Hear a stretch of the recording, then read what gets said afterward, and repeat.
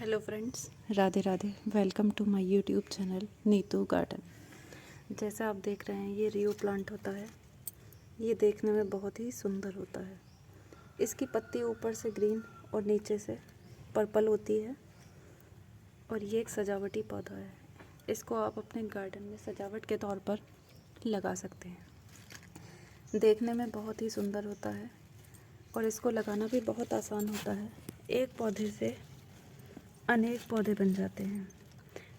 देखिए, इसको बहुत ही आसानी से, बहुत ही प्यारे तौर से हम घर पर सजा सकते हैं, अपने गार्डन की शोभा बढ़ा सकते हैं।